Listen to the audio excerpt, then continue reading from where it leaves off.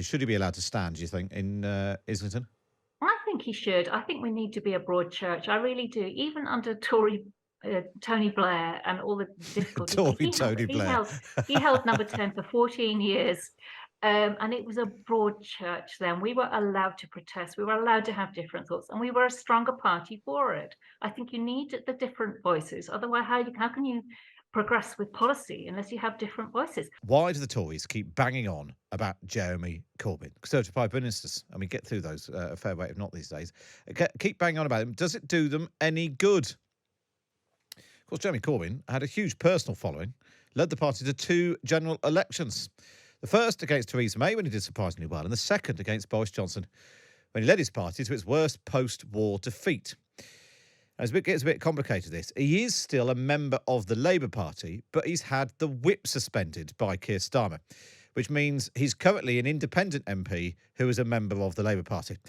Well, I'm joined now by Times Red Box editor Patrick McGuire, who literally wrote the book on this, on the book called Left Out. Left Out, the inside story, Labour under Corbyn. Exactly right. So remind us, Patrick, why Jeremy Corbyn is currently an independent MP who's a member of the Labour Party. Well, you have to travel back in time 2 long years for that, back in the winter of 2020, when the Equality and Human Rights Commission released its report into anti-Semitism in the Labour Party. It concluded that the Labour Party had been institutionally anti-Semitic and that it had needed to reform several of its internal processes. Now, Jeremy Corbyn gave a statement on the day that report was released in which he said, among other things, among acknowledging the problem, said that anti-Semitism in the Labour Party had been exaggerated for factional purposes by his internal opponents.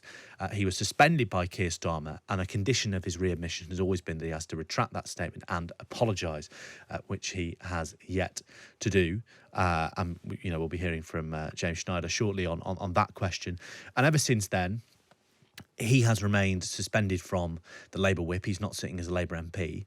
And during that time, Keir Starmer has transitioned from a politician that was willing to split the difference between the right of the Labour Party and Corbynism, someone who was saying, well, we need to retain Jeremy Corbyn's radicalism on the economy, to a born-again Blairite who is defining himself against, in a very aggressive way, everything Jeremy Corbyn stood for and Jeremy Corbyn personally. We're now at the stage where people close to Keir Starmer now speak as if it's a given that Jeremy Corbyn will not be running as a Labour MP at the next election, and the only question is when and how that is confirmed. Much has changed in the period. Jeremy Corbyn has not been a Labour MP, and every sign suggests he's not coming back. And yet, the Conservatives won't start banging on about him. PMQ's most weeks, Conservative Prime Ministers have tried to pin on Keir Starmer his association with Jeremy Corbyn. And he campaigned to put Jeremy Corbyn in Downing Street, Mr. Speaker. Boris, you crushed Jeremy Corbyn. This is the person who in 2019 told the BBC, and I quote, "I do think Jeremy Corbyn would make a great Prime Minister." So, is any of this making any difference? Conservatives trying to align Keir Starmer with the deeply unpopular Jeremy Corbyn. We've got some exclusive polling from YouGov, which suggests nobody has a clue what they're talking about. Tanya Abraham is from YouGov and can talk us through it. Hi, Tanya. Hi, thanks for having me. So, talk us through this polling. What does it show when you asked people what they knew about Keir Starmer's relationship, alliance with, support for Jeremy Corbyn? Well, the overall stat that kind of pops out is that the majority, so 57% of Britons, aren't really sure about the Starmer-Corbyn relationship. Of those that actually have an opinion, overall 19% think that Keir Starmer was a Corbyn supporter, and overall 24% don't think he was a Corbyn supporter. And of course, there are nuances between those different groups. 12% think that Starmer was a Corbyn supporter, but he was wrong to do that. A similar proportion thinks that he was a Corbyn supporter, but he was not right to do that. So there are differences within these groups, and of course there are differences along party lines as well. For example, a quarter of Conservative backers say that Keir Starmer was a Corbyn supporter but was wrong for doing so. Conversely, a quarter of Labour voters say he wasn't a Corbyn supporter but should have supported him. given that the Conservative Party and Downing Street will be doing their own polling on exactly these sorts of issues, it seems an odd thing because it's every week Rishi Sunak, and before that, well, Liz Truss didn't do many PMQs, but every week from Boris Johnson, we got, Keir Starmer, you sat in the shadow cabinet with Jeremy Corbyn, you want to make Jeremy Corbyn Prime Minister. To bang away at a strategy which is leaving more than half of people totally baffled is a bit weird, isn't it? It does strike as being a bit weird because, given the public overall aren't really sure what the relationship was, it does strike as, inflating the differences between that Westminster bubble and the general public, and what they think and what they remember as well. And I think memory and recall plays quite an important role when it comes to many political matters, and this shows it might be one of those examples. We should probably hear from Jeremy Corbyn himself when he's addressed the fact that so many prime ministers, including Rishi Sunak, keep banging on about him. Yesterday, in answer to the Leader of the Opposition, he made reference to me. He gave a wholly inaccurate representation of the 2019 election manifesto, which he must have been fully well aware of because he took part in many debates concerning the content of that manifesto during the election campaign. Could you guide me, Mr. Speaker, on how the Prime Minister could correct the record, and if I'm going to live rent-free in his head, at least he could accurately reflect what I think and what I say. He does seem to be living rent-free in Rishi Sunak's head. We should point out, Tanya, the rest of the polling you did for us, only 14% of people said Jeremy Corbyn would have been a good Prime Minister and Keir Starmer was right to work for him. So it's not that the Tories aren't wrong to think that Jeremy Corbyn's not very popular. They're just really struggling to pin this on Keir Starmer, despite the fact that he was Shadow Brexit Secretary and sat in his shadow cabinet. Yeah, I think that's a good point. When it comes to the public's view of whether Jeremy Corbyn would have been a good or bad Prime Minister, like you said, 14% think he would have been a good Prime Minister and Starmer would have been right to work for him. But around 50% overall think that Jeremy Corbyn would have been a bad Prime Minister. And even looking at the kind of regular trackers that we run at YouGov, with various political figures, there is strong opinion of Jeremy Corbyn when it comes to the overall bad approval rating. He was widely seen as having kind of more negative attributes than the current Labour leader Keir Starmer, and yeah, we can see that the public have very kind of strong views of Jeremy Corbyn, but when it comes to thinking back of the relationship and what was happening politically at the time, there is some kind of disparity between it. Tanya, it's really good to speak to you. Thanks so much for that. That's Tanya Abraham from YouGov. We should point out in the same poll that Labour on 47% and the Conservatives on 26%. So whatever it is that the Conservatives bang on about, it's not necessarily working. I caught up with James Schneider. He was an advisor to and spokesman for Jeremy Corbyn. And I asked him whether he thought Keir Starmer should bring his predecessor back into the party. Yeah, he absolutely should for two reasons. I mean, firstly, Jeremy Corbyn has been a Labour MP for a very long time. He was leader of the party. The right thing to do for party unity would be to have him back in and get the party working together for progressive policies. It's also in Keir Starmer's narrower interest because it kind of knocks on the head this Tory attack line, which Sunak is going to keep on pushing, that Starmer is somehow not acceptable because he supported Corbyn for Prime Minister. If he effectively shrugs his shoulders and lets Corbyn back in, it takes a sting out of that attack. If he keeps pushing Corbyn away, it actually gives that attack some credibility because Sunak can say, you tried to make this man Prime Minister and now you won't even let him be a Labour MP. It makes it seem like Starmer is sort of skittish and worried about that attack if he keeps Corbyn on the outside. Kicking him out of the Parliamentary Labour Party was always really more about politics and Starmer trying to position himself as not being Jeremy Corbyn than it was about anything Jeremy Corbyn did. And you can see this in the briefings that come out from Starmer's side saying, even if Jeremy did the most grovelling apology in the world, we wouldn't let him back in and that sort of thing. So that's really what it's about. I'm sure, Jeremy would be, magnanimous and focused on the main thing that most Labour Party members and supporters want Labour politicians to be focused on, which is setting out an alternative for how we're going to be a much better government than the one that we have now, how we're going to deal with the cost of living crisis, climate breakdown, low pay, inequality, and so on. And I think Jeremy would play a positive role in that. That was James Schneider, a former advisor and spokesman for Jeremy Corbyn, arguing that Keir Starmer should let him back into the party to take the sting out of the Conservative attacks. Well, listeners, that was the Labour MP, Ben Bradshaw. Morning, Ben. Hello, Matt.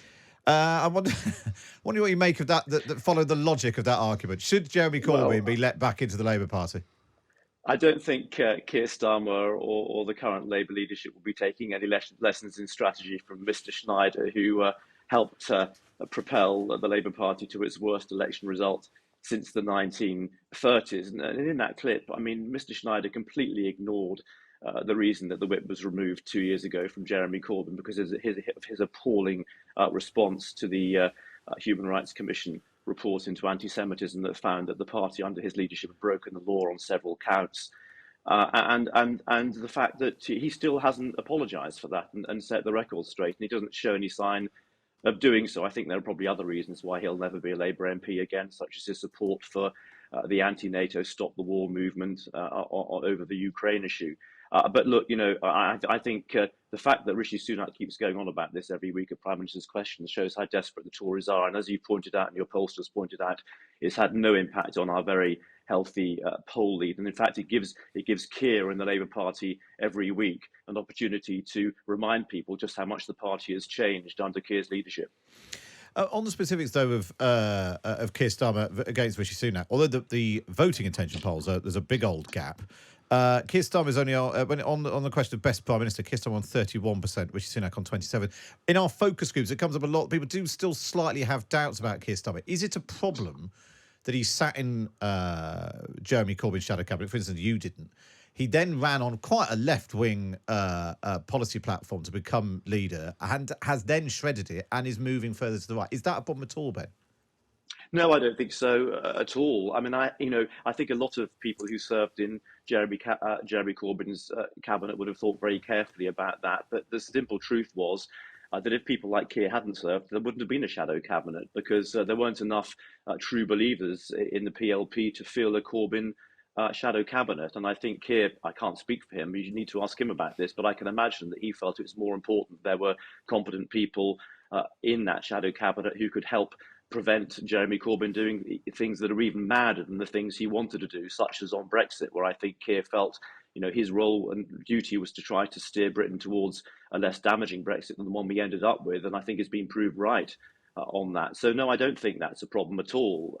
Some other colleagues made a different choice, and I think the changes in policy since, I always thought that list of pledges that he made during the leadership campaign, as I understand it, written by somebody who'd been in the kind of Corbyn camp, was a mistake and a hostage to fortune. But I think events have changed so much since then that a lot of the stuff that was in that is just simply unrealistic and undeliverable. But look, Labour still has a very radical plan. It's a very different plan from the Conservatives. It's a progressive plan, but it's a plan that we can only implement if we get back into government. And I think the thing that's impressed me about Keir, and actually pleasantly surprised me, is how ruthless he's been in getting the party back into a position of electability, is expelling all the anti-Semites and the Trots and communists and other people who came into the party either before or with Jeremy Corbyn and have never been Labour supporters, rather like James Snyder. I think he was the Liberal and the Green, wasn't he, before?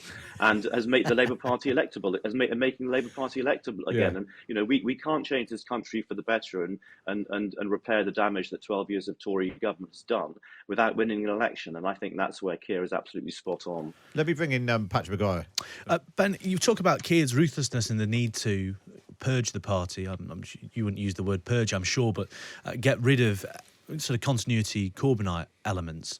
That applies to several MPs still in the Parliamentary Labour Party, and we know that should Labour win a narrow majority at the next election, these people who espouse Corbynite politics may have the whip hand over a Labour government and its direction in terms of what it can and can't pass through Parliament. So do you think Keir should stop with Jeremy Corbyn, or do you think MPs in the campaign group and other aspiring Labour candidates should get the same sort of treatment and be given the boot? Well, it depends what they do, Patrick. I mean, if they do something that is against party rules or brings the party into disrepute, that'll be a matter for the whips and for Keir. As far as I'm aware, none of them has. Although, if you remember, Keir did make it quite clear when a small number, actually not even a majority of the what you might describe as the left-wing MPs in the Labour Party, a very small group anyway, decided to go off and support a terrible statement on Ukraine. Written by Stop the War. He made quite clear that they had to retract that, and I think they all did. So he's clearly put down some red lines as to what you need to be and do in order to be a Labour MP and a Labour candidate, and I think that's absolutely right. But I'm rather more optimistic than you. I think we'll get a good, healthy majority at the next election. And of course, we've had small majorities in the past, and people like Jeremy Corbyn in the PLP, and it's still been manageable. And I'm confident that when we get back into government on a radical and exciting programme of policies that this country desperately needs, that if any Labour MPs feel that they don't want to implement the policies on which they were elected in a manifesto, they can always go elsewhere. But we are all elected on a manifesto, and that's what we're elected on, and it will be the duty of all Labour MPs to support that programme of a Labour government. Just before I let you go, Ben, you've announced you're standing down as MP in Exeter. Do you regret doing that now? Because you could be back around the cabinet table with Gordon Brown. You could be back around the cabinet. You could be a grandee in the cabinet in a Keir Starmer government. It's very kind of you, Matt. No, the fact that Labour's doing very well and is now in safe hands and looks like it might win an election makes it actually easier for me to step back and to do so with a good and clean conscience, with not only the party in good hands but my own constituency. I hope in very good hands with the successor that my local party has chosen. So no, it makes it easier rather than harder. I did that. Was a minister for 10 years. It's up to the next generation to repair the damage that the Tories have done. Not old farts like me. Not at all, Ben. Not at all. Always lovely to speak to you. Ben Bradshaw, their Labour MP, reflecting on what James Schneider was saying. I should point out, I also asked James Schneider, former spokesman Jeremy Corbyn, whether he thinks Jeremy Corbyn will end up standing as an independent in his current Islington North seat if he's not allowed back into the Parliamentary Labour Party. I don't know what decision Jeremy will take when the time comes, but certainly there'll be a lot of people in Islington North urging him to do so if he's not allowed to be the Labour candidate, because people like having him as their MP. He's a very good MP. He's got a lot of support locally. But yes, it will cause a circus for Starmer, which will be unfortunate because most of the country pay attention to politics at election time, but not really in between. Most people don't think that Keir Starmer and Jeremy Corbyn are the same person, because most people have eyes and ears and they can see and they can hear. And him trying to show that he's not Jeremy Corbyn, the audience isn't really the electorate. They say it's for the red wall or whatever.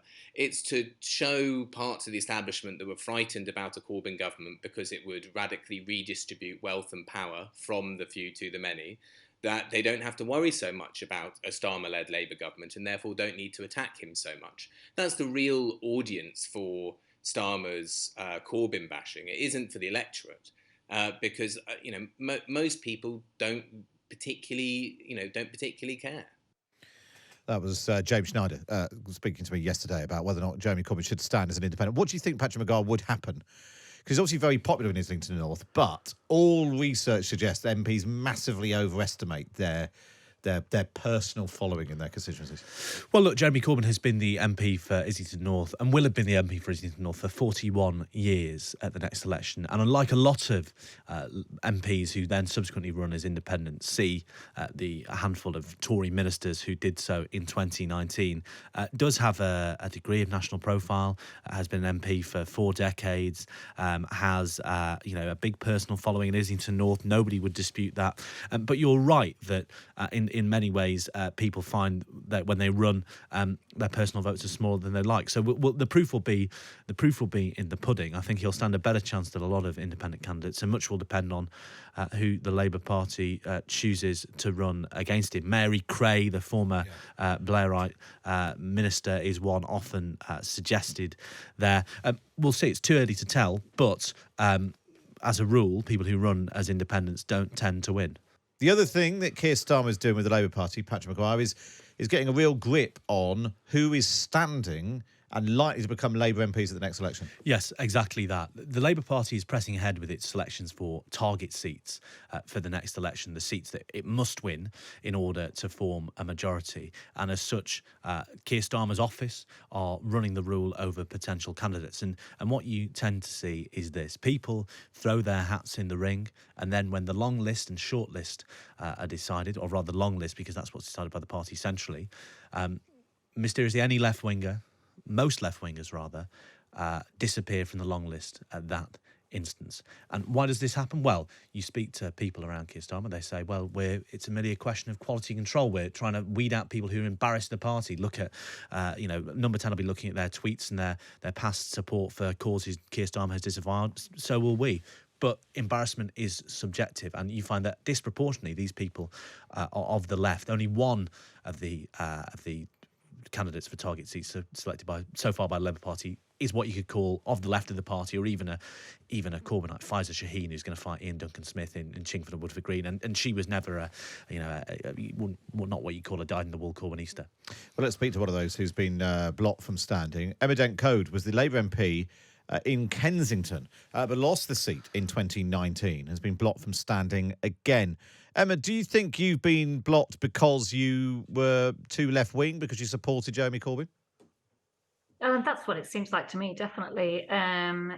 Really, I was called to a due diligence interview at which most of the things I was accused of were thought crime or joint enterprise. One of them, I was standing at a march for Stop the War next to somebody holding I think it was Socialist Workers' Party or something like that, placard, and I was associated with that because I was standing next to somebody. That it was, some of the things I was accused of were really silly, or a thought crime.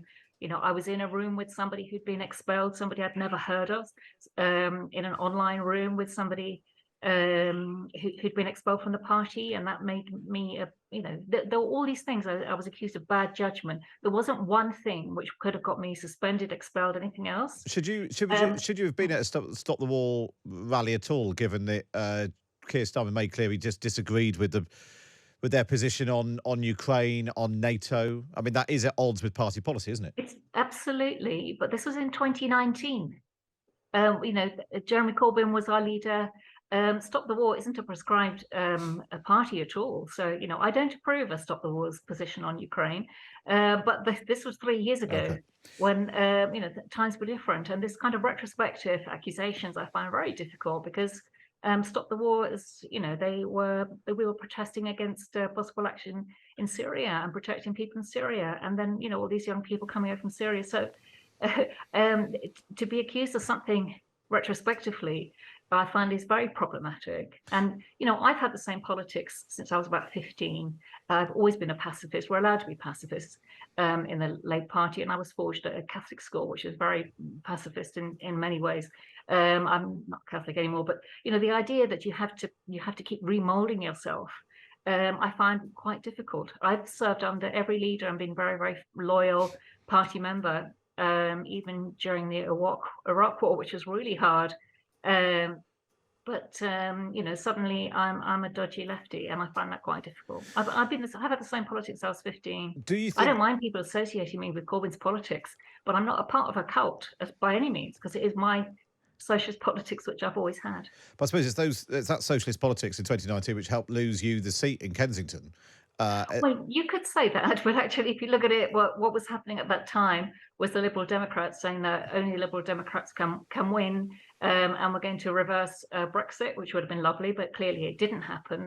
They stole a lot of votes from me, but it was only 150. And can we remember that in 2017 I overturned a majority by over 7,000 votes, and that was Nearly half my votes come from Tory-held wards. Would you like to see Jeremy Corbyn back in the Labour Party? Should he be allowed to stand, do you think, in Islington? I think he should. I think we need to be a broad church. I really do. Even under Tory Tony Blair and all the difficulties. He held number 10 for 14 years. And it was a broad church then. We were allowed to protest. We were allowed to have different thoughts, and we were a stronger party for it. I think you need the different voices. Otherwise, how can you progress with policy unless you have different voices? I have expertise in the built environment. There are very few people in Parliament who have that, and I'm very useful. And actually, maybe that's why nearly 8,000 of my votes came from Tory-held wards. Emma Dentcote, really good speech to get your perspective. Emma Dentcote, the former Labour MP in Kensington. Just finally, Patrick McGuire, just briefly, more reports today where we talk about what's happened with the left. The Momentum's run out of money? Yes, Momentum has told its members, this is, by the way, remember, is the group set up to support Jeremy Corbyn's leadership campaign, and really the organised force of leftism at the grassroots of the Labour Party have told their supporters that their future is in peril. They say a combination of rising inflation, the cost of living are hitting their subs, but also they say Keir Starmer's war on the left. So it's a bit of a vicious cycle for the left in that, they're being frozen out almost, which means it's harder for them to make the case to activists at the grassroots that they should stay in the Labour Party. You heard from James Schneider, who I believe is still in the Labour Party, but people like Matt Zarb Cousin, a big left-wing voice, Jeremy Corbyn's former spokesman, joined the Green Party, as have many other Corbyn activists. So it's a cold house for people like Momentum at the minute. Yeah, bad news for Momentum. And yet, it's not doing the Tories much good either, banging on about Jeremy Corbyn, as our polling showed. That was Patrick McGuire, Times Red Box editor. Don't forget, you can get me in your inbox every morning. Just go to thetimes.co.uk/Redbox. We also heard from pollster Tanya Abraham, James Schneider, former spokesman for Jeremy Corbyn, Ben Bradshaw, current Labour MP, and Emma Dentcote, a former Labour MP who hasn't been allowed to stand again.